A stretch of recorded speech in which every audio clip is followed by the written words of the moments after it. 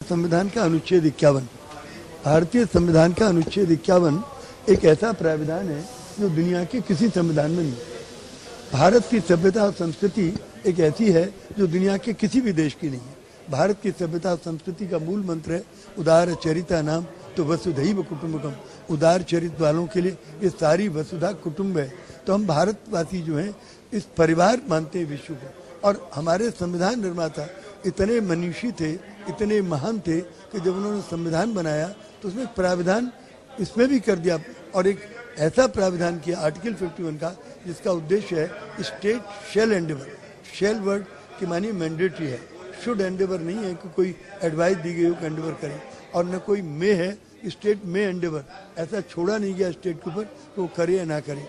Shell Endeavour में state shall Endeavour, और state के मानी होते हैं पूरा भारत का गणराज्य और उसका हेड है हमारे प्रणब मुखर्जी राष्ट्रपति जी। तो head of the state duty bound to make an endeavour. और ये प्राविधान हमारा 26 जनवरी 1950 को देश का कानून बना। 26 जनवरी 50 से लेकर 62 साल हो गए। 62 वर्षों में इस पर कोई एंडेवर नहीं हुआ। एंडेवर तो बहुत हुआ, लेकिन क्या एंडेवर हुआ? जैसे हमारी 3 लड़ाइयाँ हिंदुस्तान और पाकिस्तान की हो गई, चाइना और इंडिया की लड़ाई हो गई, तो हमारा एंडेवर जो है वो उस तरह का नहीं हुआ जो उसमें लिखा हुआ है। उसमें लिखा है कि भारत का गणराज्य ये प्रयत्न करेगा कि सारे विश्व में शांति हो, सारा विश्व सुरक्षित हो। भारत का गणराज्य ये प्रयत्न करेगा कि संसार के विभिन्न राष्ट्रों के बीच न्यायपूर्ण संबंध हो और सम्मानजनक संबंध हो। भारत का गणराज्य ये प्रयत्न करेगा कि सारे विश्व में एक कानून हो और उस कानून का सभी राष्ट्र पालन करें। भारत का गणराज्य ये प्रयत्न करेगा कि विभिन्न राष्ट्रों के बीच आपसी मतभेदों का निपटारा कानून के द्वारा हो, मध्यस्थम के द्वारा हो, आर्बिट्रेशन के द्वारा हो, न कि आर्मामेंट से हो और आर्मी से हो। तो अब ये एक बाइंडिंग है हमारे देश पर। हमें सारे विश्व में शांति लानी ही है, हमें सारे विश्व की व्यवस्था बनानी है, हमें सारे विश्व में एक कानून का पालन करवाना है। तो इसके लिए भारत कैसे करेगा? एक मीटिंग बुलाए। हमारी राष्ट्रपति जी को सुझाव यही है, आज हम मिलकर भी यही सुझाव महामहिम राष्ट्रपति जी को देने जा रहे हैं। महामहिम राष्ट्रपति जी हमारे महान विचारों के एक अच्छे राष्ट्रपति हैं, संत हृदय के हैं, और उन्होंने ख़ास तौर से पूछा हमसे कि टॉकिंग पॉइंट क्या होंगे जिस पर हम बातचीत करेंगे।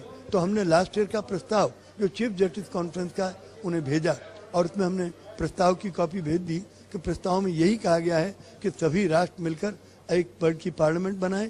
जैसे एक घर में बच्चे होते हैं तो अपने माँ बाप से कहते हैं कि मम्मी पापा आप प्यार से रहो, आप लड़ना नहीं, आप लड़ोगे तो हमारे विकास के लिए फिर समय कौन निकालेगा, हम रूठेंगे तो हमें मनाएगा कौन, हमारी देखभाल कौन करेगा, आप लड़ो नहीं।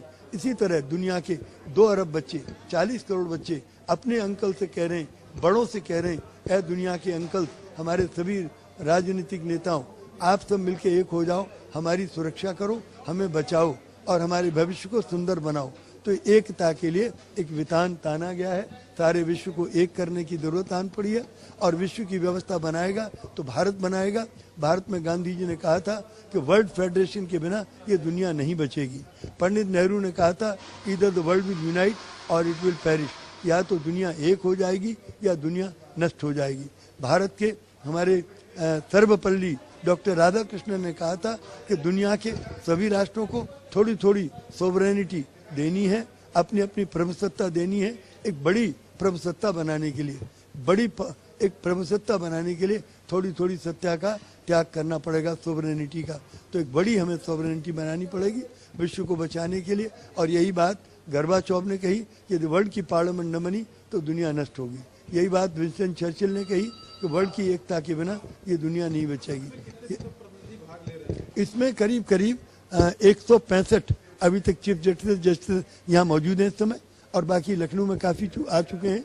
लगभग 2 से चीफ जस्टिस और जजेस हो जाएंगे और ये करीब करीब 65 देशों के 65 कंट्रीज के लगभग 2 से चीफ जस्टिस और जजेस इसमें हिस्सा ले रहे हैं और लीगल ल्यूमिनरी। ये बहुत बड़ा वर्ल्ड का सबसे बड़ा, विश्व का सबसे बड़ा ये जजों का सम्मेलन है। इतना बड़ा सम्मेलन मानव सभ्यता के इतिहास में कभी भी किसी भी देश में नहीं हुआ। ना तो यूनाइटेड नेशन ने कभी बुलाया, ना तो किसी लॉ यूनिवर्सिटी ने बुलाया, ना तो किसी गवर्नमेंट ने बुलाया, और ना तो किसी जुडिशरी ने। ये वर्ल्ड की एक सबसे बड़ी वर्ल्ड जुडिशरी समिट है। इतनी बड़ी जुडिशरी समिट, इसमें सारा वर्ल्ड के चीफ जस्टिस यहाँ एकत्रित हो रहे हैं, ये बहुत बड़ी चीज़ है। या जगदीश सर, ये बताइए, आपका ये 13वां समिट है अभी, तो इससे पहले आपने मतलब 12 आप कर चुके हैं, किन किन मुद्दों पे, किन किन पॉइंटों पे? देखिए, मुद्दा हमारा एक ही है, मुद्दा हमारा एक ही है, वर्ल्ड में एक कानून बने, एक एनफोर्सेबल वर्ल्ड लॉ बने, ऐसा लॉ जिसको सारे दुनिया पर लागू किया जा सके।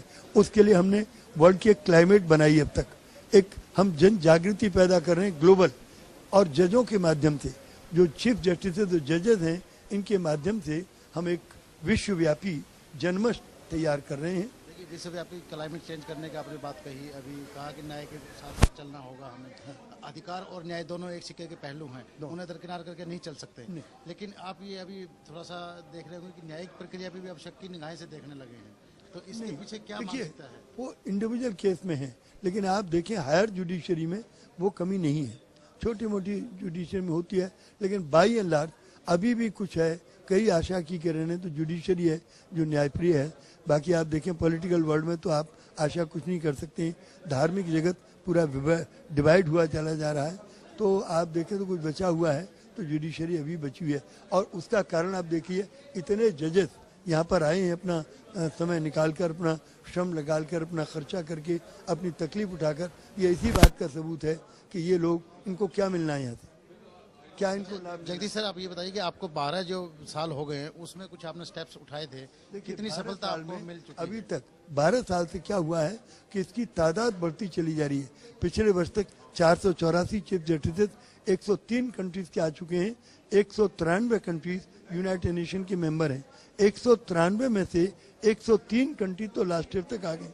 इस साल नहीं जगदीश जी, आंकड़े की बात नहीं कर रहे, आंकड़ों में इजाफा हो रहा है, लेकिन आपके जो मुद्दे थे जो उन पे जागृति बढ़ रही है, आवाज में ताकत आ रही है, और राष्ट्रपति जी ने जब मिलने का समय दिया और विचार विमर्श करने का समय दिया, जजों के साथ आज विचार विमर्श करने के लिए एक राष्ट्रपति तैयार हुए हैं, उनके साथ बातचीत करेंगे बैठ के कि किस तरह से इसको आगे ले जाया जाए। कुछ आपको उम्मीद की किरण नजर आ रही है? मुझे पूरी उम्मीद की किरण है, क्योंकि और कोई रास्ता ही विकल्प नहीं है, इधर द वर्ल्ड विल यूनाइट और इट विल पेरिश।